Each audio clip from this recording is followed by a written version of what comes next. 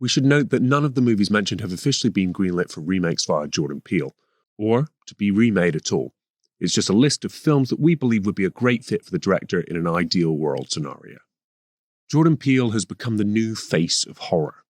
Splitting off from comedy partnership Key & Peele, the director made a name for himself in 2017's Get Out. Creeping into your very pores, Get Out's message was clear. Upper-class whites are the problem, and black people are still being treated as modern-day slaves in a deliciously simple but confident debut that refreshed the genre and created the elevated horror term. Black faces finally became actual characters rather than mere targets to be killed off first by the antagonist. Through Peele's writing, these characters became three-dimensional screen kings and queens, while the films critiqued their place in a broken and unfair current-day society. Get Out won an Oscar for Best Original Screenplay, and Peele went on to drop 2 more horror movies after. Since then, he produced on the remake of Candyman and was heavily involved in the rebooted Twilight Zone series. And it's just been announced that he will be doing the same job on an upcoming remake of Wes Craven's The People Under the Stairs.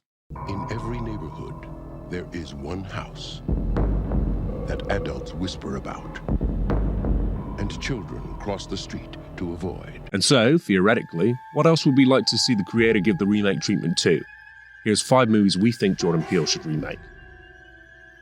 Number 5. Gremlins 3. Hear me out. Yes, this one is based pretty much entirely on that one skit that Key & Peele did, but check the math on this one. The first Gremlins is a perfect mix of both horror and comedy, 2 genres that Peele has repeatedly proven he excels in. Gremlins in this theater now? The one blackface this series has was the science teacher who was the first one to get killed off, so let's update the story a little bit. Alternatively, let's take it back to its roots, set it in the hood, or Chinatown even. Maybe the boy from the first film has grown up, maybe it's more of a Ted scenario between him and Gizmo. There's so much potential for this series, and it already has such a huge fan base, so Peele would slot right in. The last time we properly saw Gizmo on screen was in that Mountain Dew commercial. And with so much potential for more Gremlins, it's astounding that so little has come out of this series. Number 4. I Walk with a Zombie. As one of the first films to properly embrace zombies in horror, its themes are still scarily modern. Focusing on a plantation, these zombies descend from voodoo and really lean into the idea of these undead now as slaves. The zombie subgenre has always had a black through line via this movie and George Romero's seminal Dead series, and so seeing Peele tackle these themes in his own distinct style would be a treat for any fan. As perhaps the only movie I've ever seen that feels too short for the themes that it attempts to cover, running at just over an hour, I Walked with a Zombie tackles colonization, rich upper class versus indigenous people, a love triangle, and of course, the undead.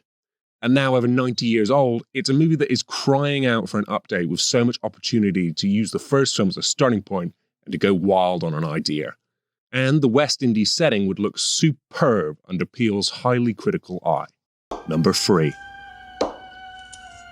Trilogy of Terror. Trilogy of Terror is a horror anthology with its third and final segment based on a Richard Matheson story. The most famous story from the first Trilogy of Terror movie, its finale, Amelia, sees a woman purchase an evil doll for her boyfriend. Becoming animated, the crude spear-brandishing doll proceeds to attack the woman in her apartment. Preceding the far more well-known Chucky and Child's Play, the woman is attacked via the doll's point of view, small and speedy. Perhaps the most notorious aspect of this entry is the fact that it's a black doll attacking a white woman. He who kills. Boy, are you ugly. That face. This was and still is the most intriguing addition to the trilogy, so much so that the 1996 sequel would opt to bring the evil doll back. And with the series still boasting such a rich fan base in the world of current-day horror, giving this character and this story the full-length feature treatment would be so exciting today.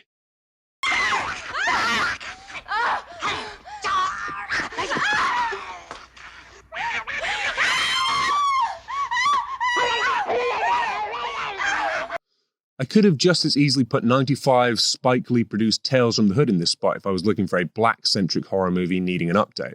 But I feel Trilogy of Terror has more of an opportunity if remade today. And in Peele's hands, this also has the potential to cover larger themes too.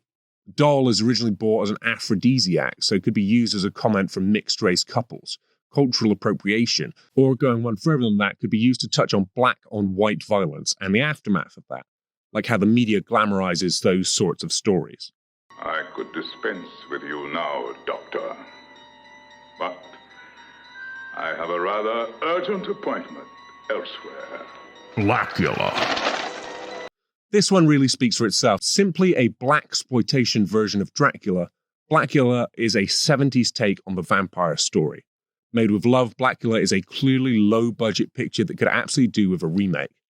An African prince is bitten by Dracula and entombed until he is reawakened in the 1970s, where he becomes infatuated by a woman he believes to be the reincarnation of his former princess, killing anyone who gets in the way in the process. Played by William Marshall, the Blacula character has a cool 70s energy, while mixed with stern horror archetypes, and the film's obvious lack of funds are made up for in the film's confident direction. Like Trilogy of Terror, Blacula has a sequel the year after, so there was enough source material to utilize here if a remake did ever come. And be it Peele or anyone else, it really should be updated because it's just so much fun.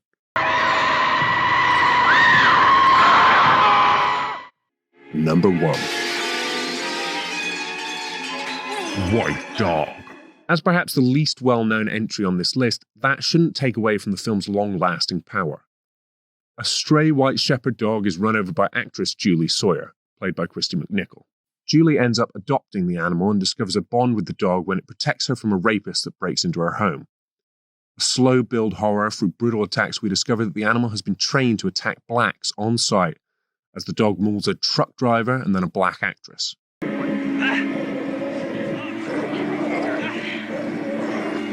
Determined to alter the dog's previous thought process, Julie brings the dog to a canine trainer, who also happens to be a black man. The movie remains epic and powerful and is still such a difficult watch. Almost like A Clockwork Orange, White Dog questions whether or not something like racism can be taught and subsequently unlearned.